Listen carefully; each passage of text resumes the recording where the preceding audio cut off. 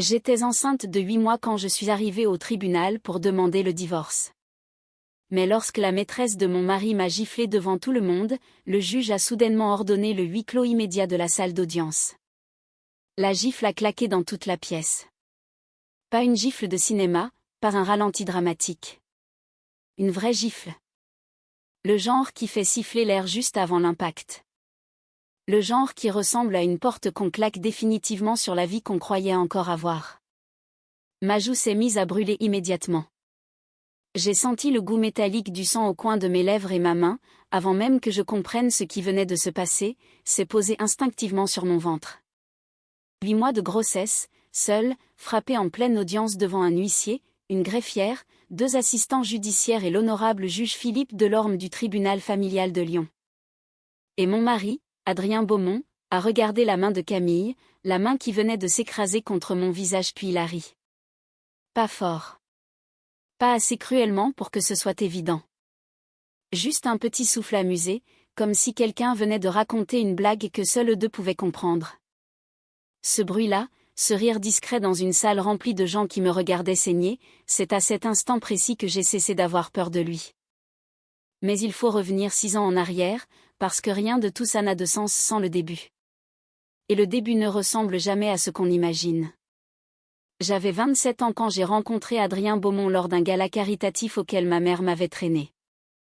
Elle dirigeait Beaumont et Filles Immobilier, une société d'investissement immobilier de taille moyenne que mon grand-père avait créée dans les années 1970 à partir de rien.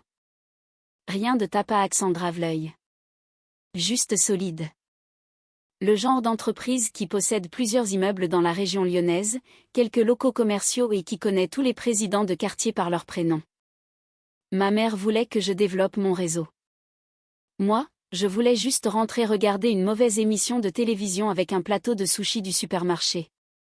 Adrien avait 42 ans, ce qui me paraissait incroyablement sophistiqué à l'époque.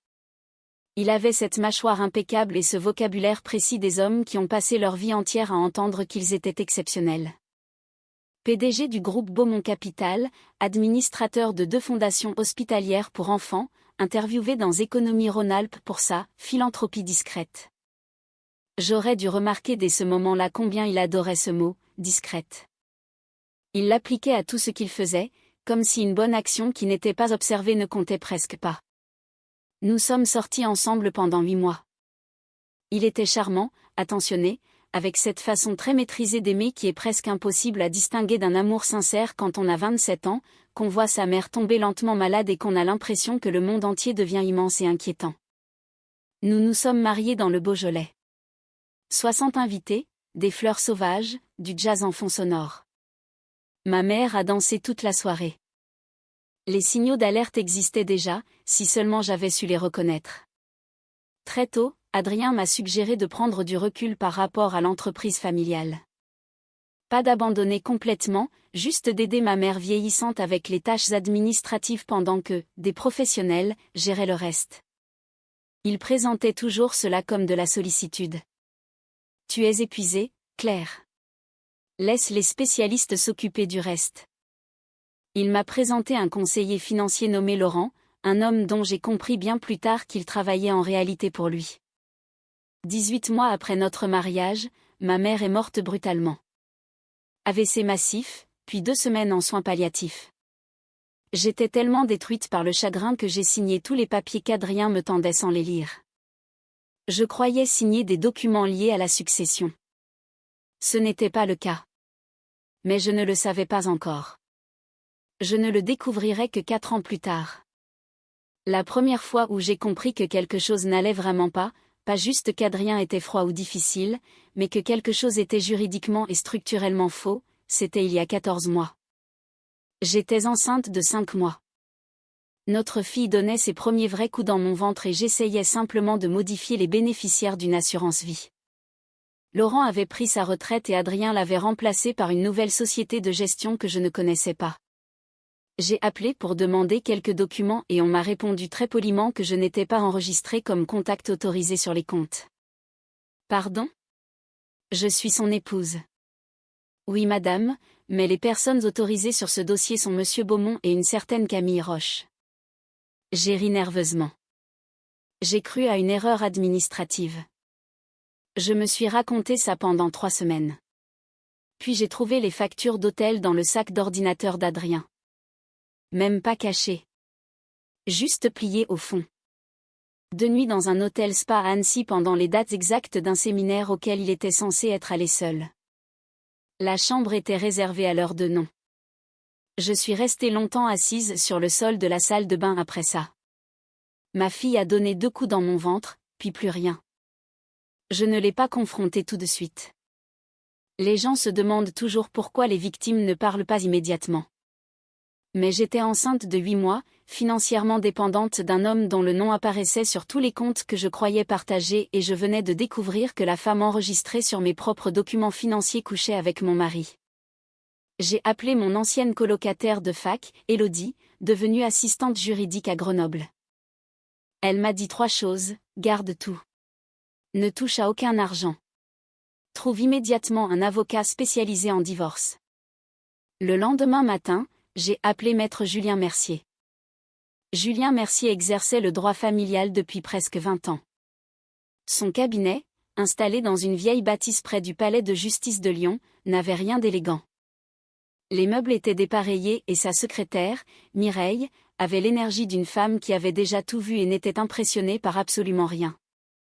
Il m'a serré la main, m'a regardé au-dessus de ses lunettes et a dit « Avant que vous ne me racontiez quoi que ce soit, il faut que vous sachiez que votre mari a déjà contacté mon cabinet. » Je me suis figée. Il a appelé la semaine dernière. Il cherchait des avocats susceptibles de le représenter ou susceptibles d'être empêchés de vous représenter. Il peut faire ça ? Julien a eu un sourire très mince. Il a essayé. Mais officiellement, vous êtes venue la première. Vous êtes ma cliente.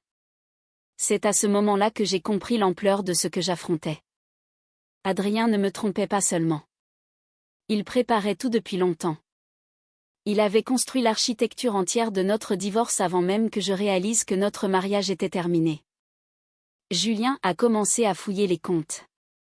Il lui a fallu 2 mois, une experte comptable judiciaire nommée Nathalie Perrin et 3 injonctions judiciaires. Ce qu'ils ont découvert m'a fait trembler pendant des jours.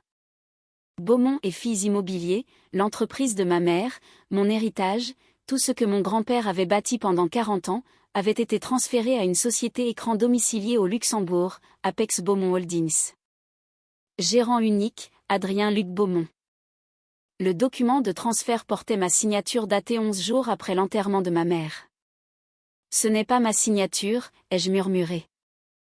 Julien a hoché la tête. Il le savait déjà. Il avait engagé une graphologue judiciaire, la docteure Marianne Collet, spécialiste depuis 22 ans. Son rapport concluait que la signature était une contrefaçon reproduite par calque. Il a volé l'entreprise de ma mère. Oui, a répondu Julien sans adoucir la vérité. Et nous allons la récupérer. L'audience a été fixée à un jeudi d'octobre. J'étais enceinte de 34 semaines. Mes chevilles avaient doublé de volume et j'étais épuisée d'une fatigue particulière, celle qui ne vient pas du corps mais de la peur constante. La veille de l'audience, Julien m'a appelé à 21h47. Écoutez-moi attentivement. Les avocats d'Adrien ont déposé une requête cette nuit pour conflit d'agenda. Ils essaient de désorganiser le calendrier de l'audience. Qu'est-ce que ça veut dire ?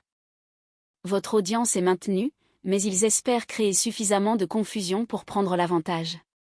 C'est une manœuvre dilatoire. Je peux demander un report ? Julien est resté silencieux quelques secondes. Claire, si vous reportez, Adrien va s'en servir contre vous. Il a déjà préparé des témoins pour vous faire passer pour émotionnellement instable. Si vous ne vous présentez pas, il gagne le récit. Je suis restée éveillée jusqu'à 3 heures du matin, la main posée sur mon ventre. Ma fille bougeait doucement dans l'obscurité, ignorant encore que tout allait changer. Le lendemain, j'ai porté ma robe bleu marine, la seule qui m'allait encore. J'ai mis les boucles d'oreilles en perles de ma grand-mère parce que j'avais besoin de sentir qu'une femme forte me soutenait encore, même symboliquement. Je suis arrivée seule au tribunal judiciaire de Lyon et je me suis assise dans la salle numéro 7 à 8h45. La chaise de Julien était vide. Adrien est arrivé à 9h02 avec 3 avocats et Camille à son bras. Elle portait un blazer crème et le sourire très précis d'une femme persuadée d'avoir déjà gagné. Aucun des deux ne m'a regardé. Ils se sont installés du côté des demandeurs pendant que je restais seule à ma table avec mon dossier juridique, mes perles et mon ventre de 8 mois. Adrien s'est approché juste avant l'entrée du juge. Il s'est légèrement accroupi près de ma chaise, un faux geste de décontraction, puis a posé sa main derrière moi. « Signe l'accord », a-t-il murmuré. Costume anthracite, regard froid, le même parfum qu'au jour de notre mariage. Pars avec le peu de dignité qu'il te reste. Je ne demande rien d'extraordinaire, ai-je répondu calmement. J'étais fière que ma voix ne tremble pas. Une pension pour notre enfant, ma part des biens communs et la couverture médicale jusqu'à l'accouchement. C'est tout. Derrière lui, Camille a lâché un petit rire méprisant. L'équité ? Sérieusement ? Tu as piégé un homme riche avec une grossesse et maintenant tu veux parler d'équité ? Je me suis tournée vers elle. Ne parle pas de mon enfant. Son sourire a disparu instantanément. Puis sa main est partie. J'ai vu le mouvement une fraction de seconde avant l'impact. Son épaule, la rotation de son poignet, mais je n'ai pas eu le temps de réagir. La gifle a frappé ma joue gauche de plein fouet. Le bruit a rebondi contre tous les murs. La greffière a sursauté. L'huissier s'est levé. J'ai senti le sang dans ma bouche. Ma main est allée à mon ventre, pas à mon visage. Et Adrien a dit, voilà exactement l'instabilité dont je parle depuis des mois.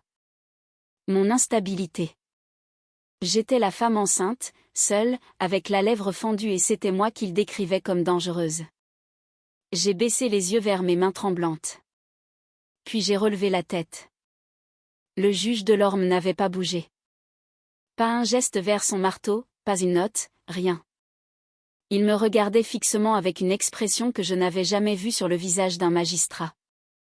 Ce n'était pas de la neutralité. Ce n'était pas cette froideur professionnelle que les juges cultivent avec soin. C'était quelque chose de plus ancien. Plus dur. Plus dangereux. On aurait dit un homme qui venait de voir quelque chose qu'il ne pourrait jamais oublier et qui avait déjà pris une décision. Huissier, dit-il d'une voix glaciale, huis clos immédiat. Les lourdes portes se sont refermées avec un bruit qui ressemblait à une fin définitive. Je voudrais pouvoir expliquer ce que l'on ressent quand le rapport de force bascule dans une pièce. Ce n'est pas une victoire, pas au début. C'est comme un changement brutal de pression avant un orage. On sent que quelque chose d'immense est en train de se produire. Adrien a perdu son sourire une seconde. Son avocat principal s'est penché vers lui pour murmurer quelque chose. Puis le juge a prononcé mon nom complet. Claire Élodie Martin Beaumont. Adrien s'est figé. Élodie. Martin. Les noms de ma mère et de mon grand-père. Les noms qu'il avait effacés pendant 6 ans. Adrien me présentait partout comme Claire Beaumont. Rien d'autre. J'avais laissé faire. Je comprenais enfin pourquoi il en avait tant besoin. Monsieur Beaumont, êtes-vous au courant de la requête d'urgence déposée ce matin à 7h15 ? L'avocat d'Adrien s'est levé aussitôt. Votre honneur, l'épouse de mon client présente des signes évidents d'instabilité émotionnelle, je ne vous ai pas demandé votre avis. Asseyez-vous. Le silence est tombé comme un mur. En près de 20 ans de carrière, cet avocat n'avait probablement jamais été remis à sa place de cette manière. Le juge a pris un dossier qui ne se trouvait pas sur son bureau quelques minutes plus tôt. Puis il a commencé à lire. Pendant 11 minutes exactement. Je le sais parce que j'ai compté chaque seconde pour ne pas m'effondrer. Il a lu mes dossiers médicaux. Les notes de ma gynécologue, la docteure Sofia Alvarez, mentionnant des marqueurs de stress anormalement élevés et des ecchymoses sur mon bras gauche compatibles avec une forte pression des doigts. J'avais prétendu m'être cogné contre une porte. La médecin avait écrit « Explication incohérente avec les blessures observées. Surveillance recommandée ». Il a lu les rapports bancaires. Les analyses de Nathalie Perrin démontrant les transferts progressifs d'actifs vers Apex Beaumont Holdings à partir du lendemain des funérailles de ma mère. Il a lu le rapport de la docteure Marianne Collet concluant à une falsification de signature avec une probabilité de fraude de 96,3%. Puis il a lu l'affidavit de Julien Mercier.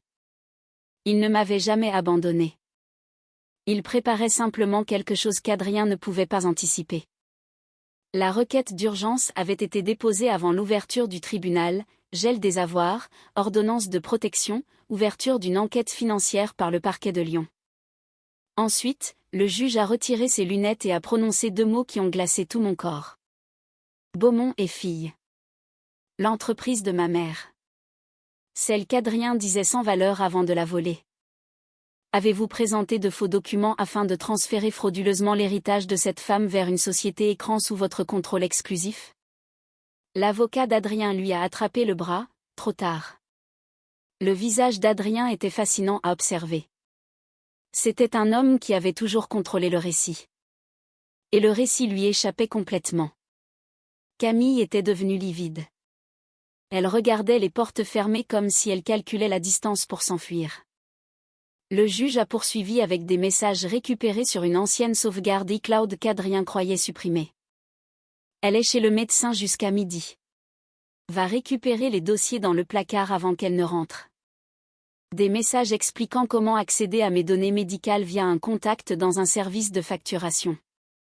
Puis un dernier message envoyé 3 semaines plus tôt, si elle ne signe pas avant le 14, change les serrures pendant son prochain rendez-vous médical. Je gérerai la scène. Il avait prévu de me mettre dehors pendant une consultation prénatale. À 8 mois de grossesse. Les preuves soutiennent entièrement les déclarations de Madame Beaumont, a déclaré le juge.